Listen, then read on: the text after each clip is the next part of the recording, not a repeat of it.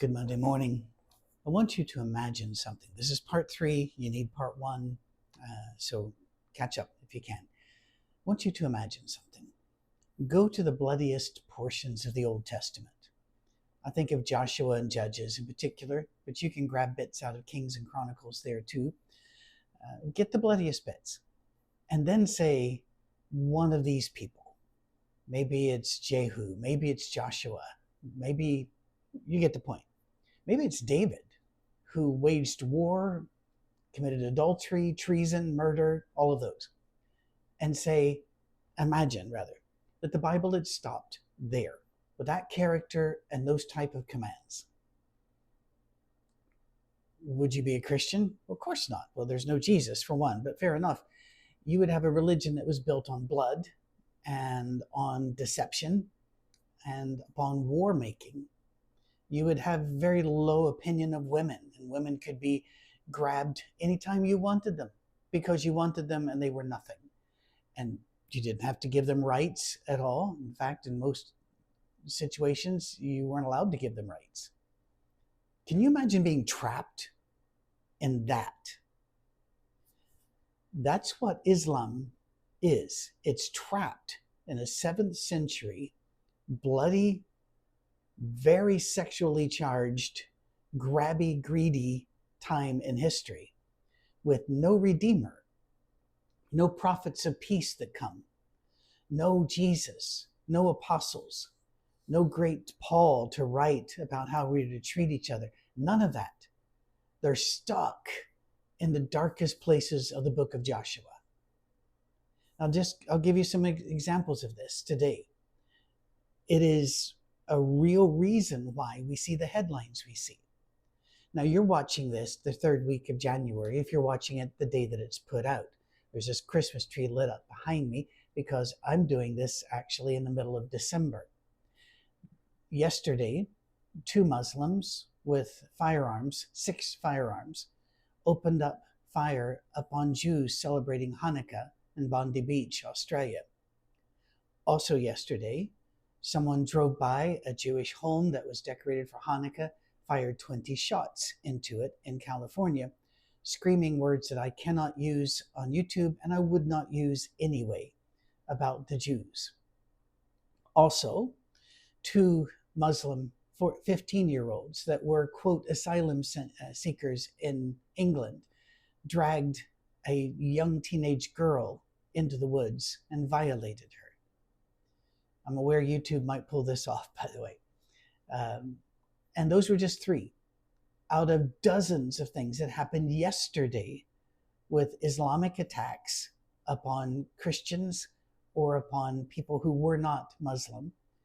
And we haven't even gotten started in the fact that those beautiful, fantastic Christmas markets in Europe are now mostly surrounded by huge concrete barriers to keep Islamists from driving cars into them and killing people as they did last year. And yet that has not stopped them from being surrounded by thousands of Islamic men screaming Allahu Akbar and threatening violence against the people inside. Europe is gone, except for a few countries like Poland and Hungary that have strictly limited the amount of Muslims allowed in. And people will say, well, this is just a few of them. You do not hear imams at all. I know of 1 total imam who goes on X speaking against these things. 1. You don't see them on the news. In fact, the only apologists you see are white people trying to be nice and trying to say, well, you can't, don't be an Islamic phobe. And phobia used to be a shrink here, so listen up, means an irrational fear. For example, I don't have an irrational fear of rattlesnakes when I'm walking through the forest of Tennessee or up in the Rocky Mountains. But I do have an alert nature about snakes because I'm aware that they can hurt you. It can be fatal, especially at my age, or if you have any underlying illnesses, and it can be incredibly painful and disfiguring. So it's not an irrational fear for me to say, watch out for snakes. Be careful about snakes. That's not phobic. Let me just give you a couple of stories and a bunch of verses today. to show you what I'm talking about, and also to defuse some of the things you have been told about Islam being a religion of peace and tolerance, and some of the verses of the Quran that say it's about peace and tolerance. First of all, Muhammad himself, as we saw last week, his character could not have been less like Jesus at all. There was a time where he was upset because there was a man writing verses that made fun of him. And so he said, who is willing to kill Al-Ashraf? Who's willing to kill him? Who's hurt Allah and his prophet? And he found a volunteer named Muhammad bin Maslama. And he said, would you like for me to go kill him? And he said, yes, absolutely. And then Al-Masala said, but to kill him, I might have to lie to him and deceive him. Is that okay? And the prophet goes, absolutely. And so he went, he formed a false friendship with him, lured him off to the side, and killed him. And Muhammad said, well done, you did great. Can you imagine Jesus doing that? Now, let's be honest. You can imagine David or Joshua or Jehu or one of those saying that, but not Jesus. We aren't stuck living in Joshua. We have a Redeemer. We have the Gospels. We have the Evangel. We have the Advent story. By the way, they're tearing down Christmas trees as well. And the mayor of London is a Muslim who was pressured into putting up a Christmas tree, as they always do, kind of like Rockefeller Center. He put up the most pitiful tree and had like 5 or 6 strands of lights on it, vertical. It was ugly and sparse. This is, get ready. It's already absorbing Europe, and they're doing their level best here. And I'm not a fearmonger. I just notice patterns and I keep my eyes open. Here's another, can you just negotiate with this? No, because very, very early on, Muhammad went to his home tribe, the Quraysh, who were pagans and did not accept Muhammad and his teaching.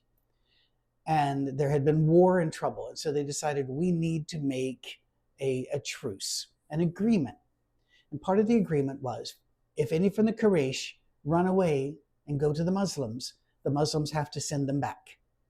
But if any Muslims run to the Quraysh can keep them and they can stay there. Well, that was very uneven against the Muslims. But Muhammad said, oh, that's fine, that's fine. And his people looked at him and said, this doesn't seem, I don't think you've won. And he goes, oh, yes, we've won. We find out very soon how they won. Because some people ran, particularly a woman ran from the Quraysh to the Muslims and asked for asylum there. Well, the agreement is you got to turn her back. So her brothers come to get her, and Muhammad goes, no. And they go, well, you're breaking the covenant. And he goes, well, Allah just gave me a verse, and it says we can. And that's a pattern throughout the entire Quran, by the way, and the entire life of Muhammad. Whatever he wanted to do at the time, Allah suddenly showed up saying, that's okay.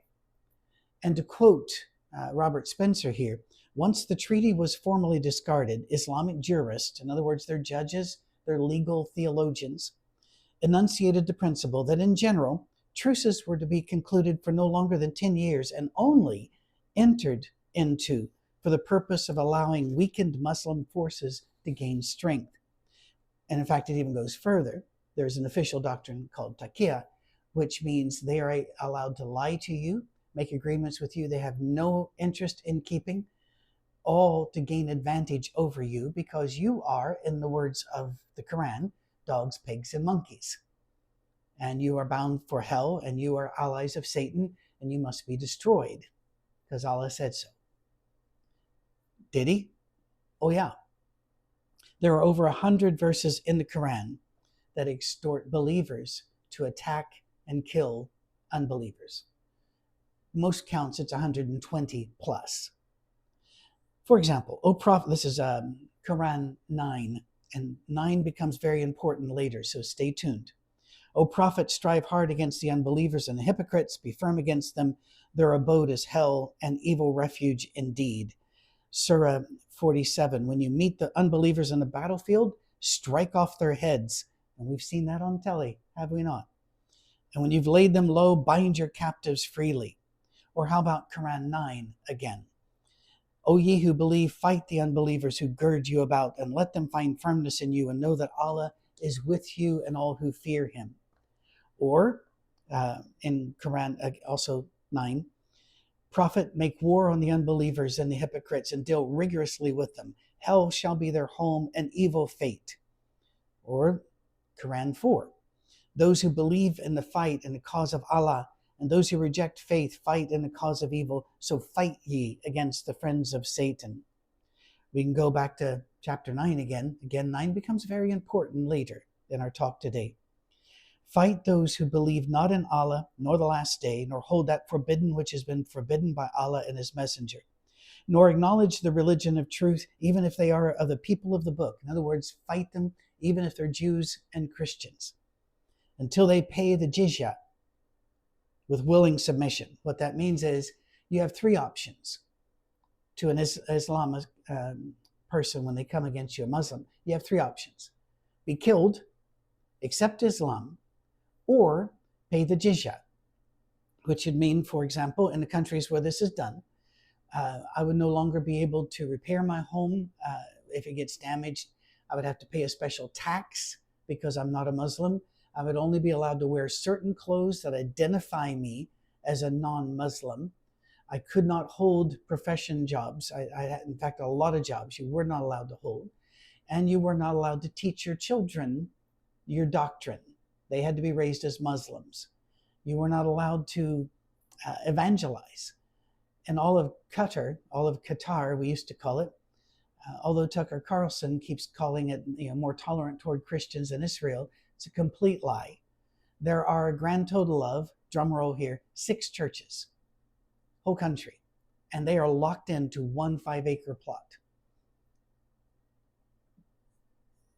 We don't need apologists for Islam. We need to be very open-eyed, clear-minded, and see the patterns. In every Muslim country, the population of Christians and Jews drops dramatically, and the number of Jews very often goes to 0. What's going on? And by the way, I don't call them refugees when they come here, because there are over 51 nations they could go to that are Islamic. So why are they coming here? And why are 95% of them fighting age males? Where are their families? What are they running from? What's so bad in their country that they want to come here and then not like our country? Now, I'm not against immigration at all. That should be very obvious. My family's immigrated. Your family probably immigrated. Yeah, it's not that. It's about Islam. It's not about people. It's about a doctrine which is a political force. It is not a racist thing to call it out, because most Islamists, most Muslims are not Arabs. Most of them may be brown, but not most of them. They're not Arabs. There are many Africans. There are many Asians. And you'll find a ton of white people that are Muslim. So it's not a racist thing to speak against this. We're reading their books. In fact, it says you have to pay that jizya, that tax, with willing submission and feel themselves subdued. You have to every day feel subdued in that community. Well, how about Quran 9 again? Allah hath purchased of the believers their persons and their goods. In other words, God has given to Muslims everything you have and your very bodies. For theirs in return is a garden of paradise, the fighters. They fight in his cause, and they slay and are slain, a promise binding on him in truth. They kill and they are killed, and then they go into paradise, but not us. Well, closest thing to tolerance that you can find in the Quran are a few passages in 109 and 73. But the one which is quoted most often is in Quran 2, and that would be what I call verse 256. Let there be no compulsion in religion. That sounds good. Truth stands out from error. Whoever rejects evil and believes in Allah has grasped the most trustworthy handhold that never breaks. I've heard that quoted by news people, and I've heard it quoted by preachers and churches. probably a dozen times in the last 5 or 6 months. The Quran teaches tolerance. They don't know the Quran, and they don't know how to read the Quran. Quran 2, same chapter, by the way, says, what is to be the conclusion of this war? Fight them until persecution is no more and religion is for Allah. It is, in other words, there's no compulsion, but we're going to keep going till everybody is Muslim. And that's even in the sweeter chapter 2. When asked about this on a program, a question and answer program in Egypt, one of the greatest, in South Africa, one of the greatest muftis in Islam gave this explanation. If a country doesn't allow the propagation of Islam to its inhabitants in a suitable manner, they decide what's suitable, or creates hindrances to this, then the Muslims would be justified in waging jihad against this country so that the message of Islam can reach its inhabitants, thus saving them from the fire of hell. If the unbelievers allow us to spread Islam peacefully, then we won't wage war against them. So there's no compulsion in religion as long as you do what we say. You read all of the chapter, that's what it says. Here's why chapter 9 is important. And here's why you have to know how the surah were laid out. The Quran was not written in chronological order. It is arranged, in fact, by the length of the chapters, longest first. The surah are chapters, and therefore there is no context. Also, it consists mainly of things that Allah just suddenly said to Muhammad with no story or context, to the point where even Islamic scholars will say 1 out of 5 verses in the Quran are nonsensical. They make no sense. We cannot figure out what they say. That's pretty bad. But I bet you've not heard that before. But there is a doctrine in Islam called abrogation. Abrogation, or naskh, N-A-S-K-H, if you want to try to pronounce it, naskh. Abrogation means this, that if there's a verse here and something needs to change, the latest verse is the rule. It abrogates. It goes over, it cancels the earlier verse. Well, what was the last surah to be written then that would abrogate all others? Are you ahead of me? 9. When you read Surah 9 and realize it's the last one that abrogates all others, chills should run up and down your spine. It is all about sword, war, and killing anybody who stands in the way of Islam. And it's not metaphorical. In fact, I have here one example, the critical Quran, which goes verse by verse, but there are many others that are multi-volumes that will lay out, here's how this passage was written during the time he lived in Mecca, this time he was wrote in Medina. And those are pieced together through incredible scholarship and a lot of guesswork through the hadiths, traditions, and such. But they've noticed that there is absolutely a movement in the timeline of the way verses were written. Paul started, for example, his first book may have been Thessalonians, but one of the first ones was probably Galatians, and he's very rough. He's very blunt and very rough. And as you watch his writing in chronological order, you see him softening up quite a bit. Muhammad was the other way.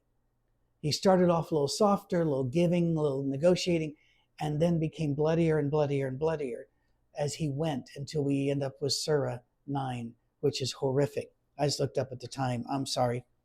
Surah 9, verse 5, abrogated every agreement of peace between the Prophet and anyone else. Every treaty, every term. No idolater had any more treaty or promise, even if they said that they were making one. That is taqiyya. They're doing that as an act of war. Every violent verse. The verse of the sword, look up, you can do this easy. Google Quran 9 and verse 5. The verse of the sword. It abrogated everything before it. It ended the peace. Trapped in the bloodiest places in Joshua. Would you want to live there? We don't have to, because our narrative moved forward and God continually showed us more about himself until he appears in the person of Christ. And now we live in peace, joy, and love. Islam didn't move. We'll talk more about this later. Sorry, these are running a little bit long. I hope that they're being of use to you. And if you're having these knee-jerk reactions of, well, I know some who are nice people. Yes, I do too, who are fantastic people. We did all those disclaimers in part 1. We don't have time to do them every week. All right? God bless you. Remember something. Jesus came and that changed everything. We have to get the good news out, but we also have to, as the scripture says, watch and pray. Don't turn off your brains.